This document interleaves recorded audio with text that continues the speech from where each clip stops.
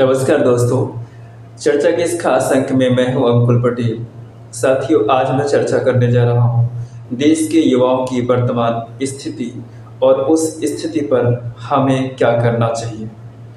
साथियों, मौजूदा जो समय है, हम आप सब जानते हैं कि भारत युवाओं का देश है और यहाँ की आबादी का एक बहुत बड़ा हिस्सा युवा वर्ग है और आने वाले समय की जो जिम्मेदारी है वो युवाओं के कंधों पर है।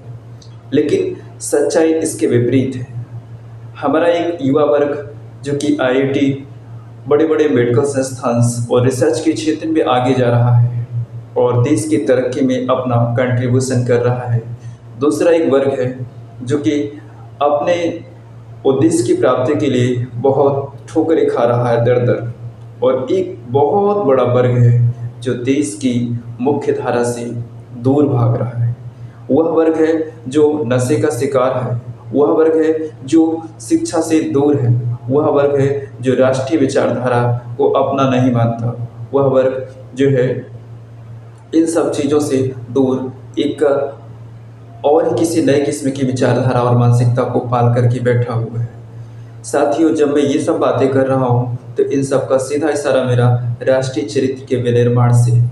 राष्ट्रीय चरित्र का निर्माण ऐसा चरित्र जो अपना सब कुछ राष्ट्र को समर्पित कर दे। साथियों, एक जब उद्यमी, यदि वो कोई उद्योग लगाता है तो उसका फ़ायदा देश को होता है, उसका फ़ायदा लोगों को होता है और उससे जो रेवेन्यू जनरेट होती है उसका कंट्रीब्यूशन जीडीपी में भी होता है। एक साथ-साथ यदि कोई व्यक्ति काम करता है तो वह काम कर कर के जो भी उत्पाद मार्केट पे लाता है उसका कंट्रीब्यूशन सोसाइटी के लिए भी होता है और उसका फ़ायदा गवर्नमेंट को भी और हमारे लोगों को भी होता है। लेकिन एक व्यक्ति जब गलत काम करता है और उस गलत काम से लोगों का भी नुकसान पड़ता है, अपना खुद का नुकसान करता है और साथ ही साथ देश की चरित्र को भी तार-तार करता है। आज मैं चर्चा करने जा रहा हूँ ऐसे ही लोगों की।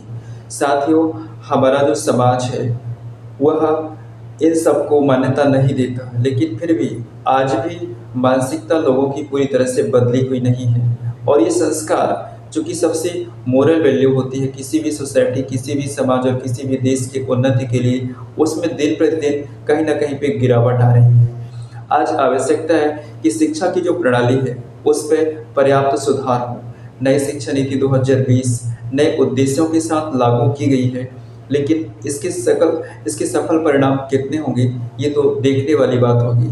इसके साथ-साथ हम युवाओं की क्या नैतिक ज़िम्मेदारी होती है, यह भी हमें खुद से ही तय करना होगा। साथियों, इसके साथ-साथ हम जब बड़े-बड़े डिबेट्स में जाते हैं या बड़े-बड़े विषयों पे चर्चा करते हैं, तो वहाँ पर रिलीजन में जो है डिस्क्रिमिनेशन की चर्चा ज़रूर होती है। लेकिन कभी किसी डिबेट में मैंने यह नहीं सुना कि वो ट्राइबल वर्ग्स की सिक्योरिटी के लिए, उनके एजुकेशंस के लिए किसी भी डिबेट में या किसी भी न्यूज़ चैनल पे आज तक कोई ऐसी चर्चा हो।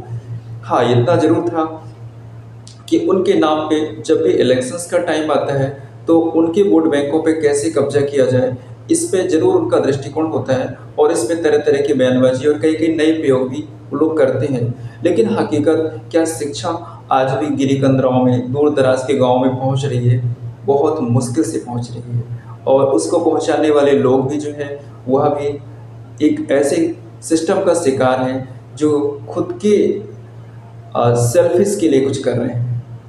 समाज के उत्थान के उद्देश्य से आज कोई भी काम नहीं कर रहा है। कुछ ही संस्थाएँ होंगी जो इसके प्रति अपने आप को समर्पित भाव से काम कर रही होंगी।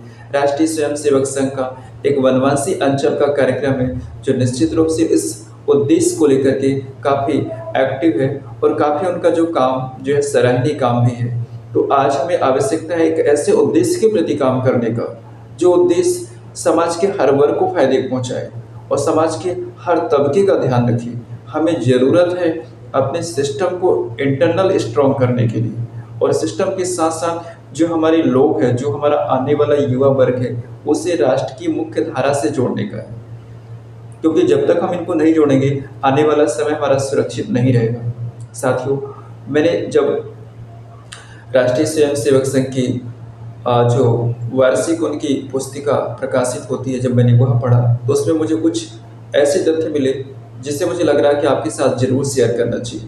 वह तथ्य यह थे कि हमें इस प्रकार की राष्ट्रीय शिक्षा प्रणाली का विकास करना है जो एक ऐसी युवा पीढ़ी को तैयार कर सके जो हिंदुनिष्ठ एवं राष्ट्रभक्ति से ओतप्रोत हो, शारीरिक, प्राणिक, मानसिक, बौद्धिक और आध्यात्मिक दृष्टि से पूर्ण विकसित हो तथा जो जीवन की वर्तमान चुनौतियों का सामना सफलतापूर्वक कर सके और उसका जीवन ग्रामों, वनों, गिरी कंदराओं एवं झुग्गी झोपड़ियों में निवास करने वाले दीन दुखी अभावग्रस्त लोगों के उत्थान के लिए बांधवों, सामाजिक कुरीतियों, शोषण एवं अन्याय से मुक्त कराकर राष्ट्र जीवन को समृद्ध, सुसंपन्न एवं सुसंस्कृत बनाने के लिए संपन्न कर सके। तो हमें एक ऐसे जीवन प्रणाली हमें एक ऐसे युवा पीढ़ी को तैयार करना होगा जो देश के बारे में सोचे, जो अपने लोगों के उत्थान के बारे में सोचे, ना कि सिर्फ अपने भरण पोषण की ही चिंता करे।